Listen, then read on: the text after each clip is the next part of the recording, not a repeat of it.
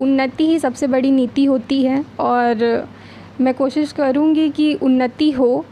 और अगर थोड़ा एक छोटा सा ये स्टेप है, एक छोटा सा कदम है और अगर सबका साथ होगा तो विकास तो ज़रूर होगा। घर जा कर के वोट ज़रूर मांगूंगी और मुझे अच्छा लगेगा अगर मैं हर घर जाके लोगों की समस्याएं सुनूँ। मीडिया से काफ़ी ज़्यादा अटैच्ड है, लोगों के इंस्टाग्राम, फेसबुक एंड जो भी ट्विटर पे काफ़ी फॉलोअर्स है, पर मुझे असल ज़िंदगी में वो लोग चाहिए जो मुझे सत श्री अकाल, मैं हूं मुनाजिर। आप देख रहे हैं न्यूज़ 16 बिहार। इस वक्त हम सहरसा नगर निकाय चुनाव का कवरेज करने के लिए आए हुए हैं और इस वक्त मेरी मौजूदगी वार्ड नंबर 11 में है।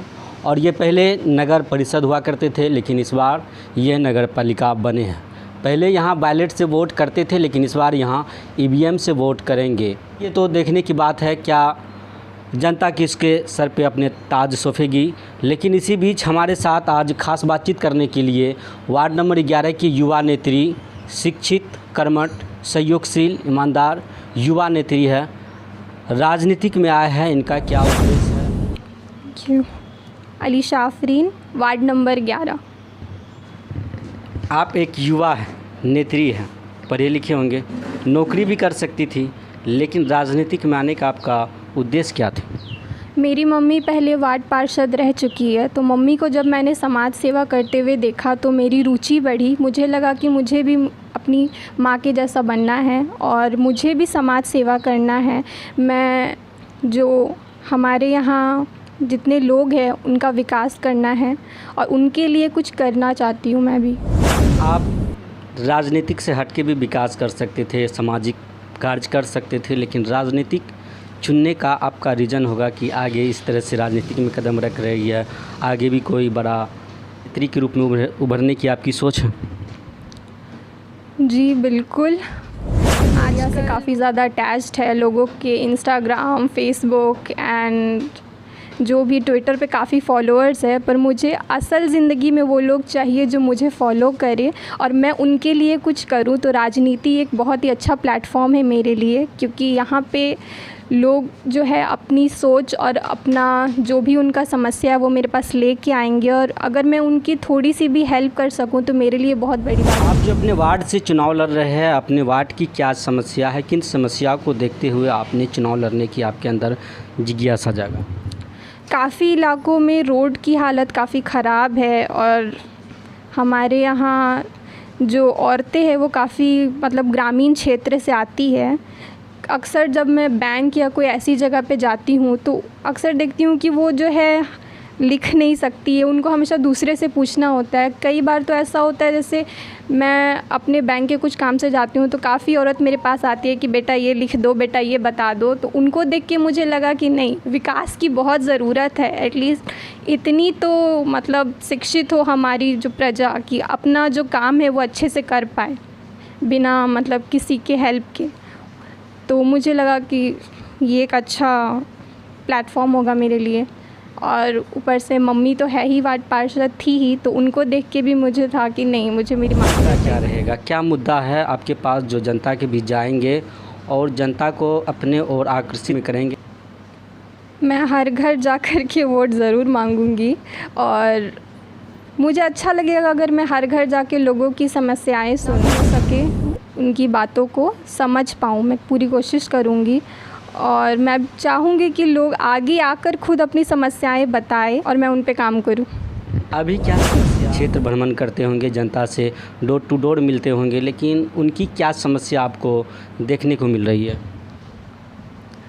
कुछ इलाकों में डोमेस्टिक वायलेंस है और कुछ में ऐसा है जहाँ पे हैंड पंप को लेकर के कुछ है कि यहाँ पे हैंड पंप नहीं है, कहीं पे रोड ख़राब है, तो कहीं पे पानी का समस्या बहुत है। आपके आने से ये जो समस्या आपके यहाँ की जनता बता रही है, आने से ये सब समस्या का उसको नीति भी सही, लेकिन अगर शुरुआत हो तो क्यों नहीं। उन्नति ही सबसे बड़ी नीति होती है और मैं कोशिश करूँगी कि उन्नति हो और अगर थोड़ा एक छोटा सा ये स्टेप है, एक छोटा सा कदम है और अगर सबका साथ होगा तो विकास तो ज़रूर होगा। युवा नेत्री है और महिला है, और महिला के प्रति आपकी क्या सोच रहेगी कि जो महिला आपको महिलाओं को लेके मेरी ये सोच है, सिर्फ मेरी ही नहीं, मैंने अपनी मम्मी से भी सीखा है कि महिलाओं को अपने पैर पे खड़ा होना चाहिए और महिलाओं को आगे बढ़ना चाहिए और अपनी सोच रखनी चाहिए। काफ़ी होते हैं जो अपनी सोच को पीछे दबा लेते हैं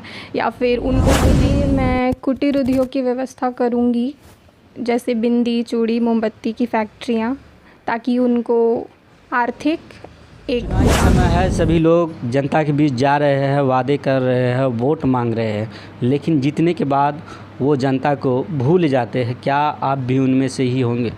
जी नहीं, बिल्कुल नहीं। जो मैं वादे कर रही हूँ वो मैं करके दिखाऊंगी। जनता मेरे पास नहीं, मैं जनता के पास जाऊंगी और उनका हर कार्य करके दिखाऊंगी। कि यहाँ की जनता आपको इस बार अपने वार्ड पार्षद के रूप में चुनते हैं, प्रधान बनाते हैं, तो जीतने के बाद आपकी कार्य क्या रहेगी, कार्यशील क्या रहेगी, किन योजनाओं को सबसे पहले? की जो समस्या है मैं उन पे काम करूँगी। पानी की समस्याएं, जो भूमिहीन लोग हैं, जो भूमि से वंचित है, उनको मैं भूमि दिलाने का पूरा काम करूँगी। उनके लायक है, जो पेंशन से वंचित है, तो मैं उनको दिलाऊँगी और जो भी विकास हो सकेगा मैं वो पूरा विकास करूँगी। बस आप सब अपना सहयोग बनाए रखें और आशीर्वाद ज़रूर दें। इस बार आप अपनी पुत्री को चुनावी मैदान में उतारे हैं, क्या रणनीति है? आपको क्या लग रहा है कि इस बार क्या आप जो चुनावी मैदान में उतरे हैं वो जनता आपको? बिल्कुल जनता सपोर्ट करेगी। इससे पहले हम वार्ड पार्षद रह चुके हैं, हमारी वाइफ थी वार्ड पार्षद, और इससे पहले विकास का काम किए हैं, लोगों का काम किए हैं, और जो भी काम अधूरा रह चुका है उनको मैं पूर्ण करूँगा। जो मोहल्ला का जो समस्या होगा, जो गरीब लोगों को जो है भूमिहीन है, जिनको कि भूमि नहीं है, उनके लिए मैं प्रयास करूंगा सरकार से कि उनको जो है भूमि मिले, पर्चा मिले। इसके लिए भरपूर प्रयास करूंगा और मोहल्ला का जो समस्या होगा उसका निदान करूंगा।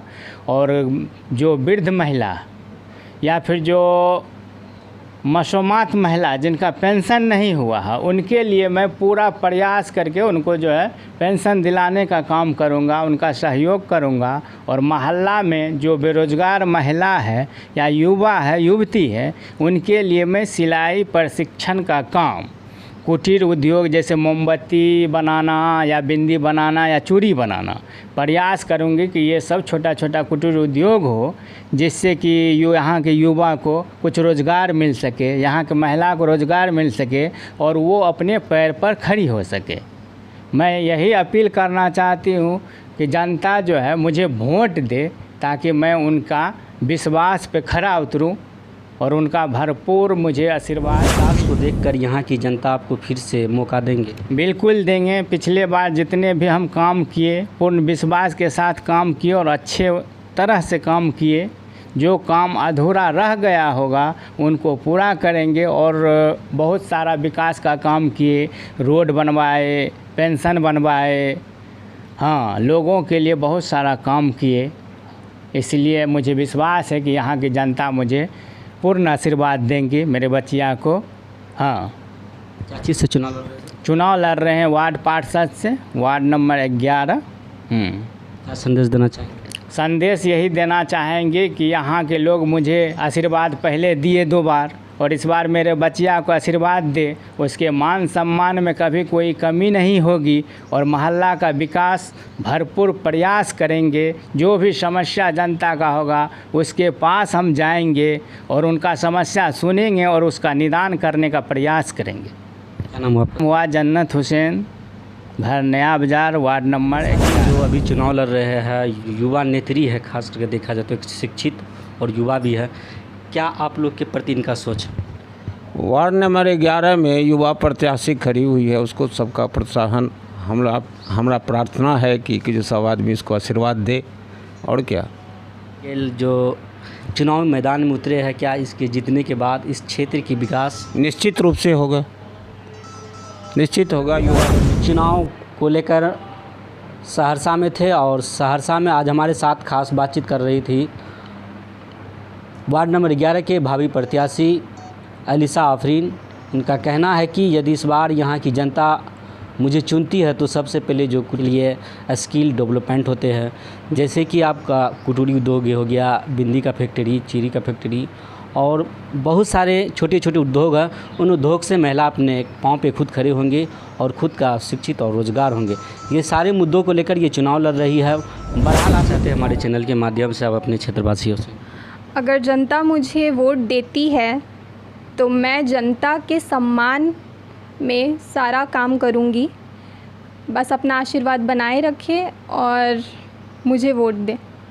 और हमारा खबर ये आप लोग को कैसा लगा? आप लोग फेसबुक पेज के माध्यम से देख रहे तो खबर को ज़्यादा से ज़्यादा शेयर करें और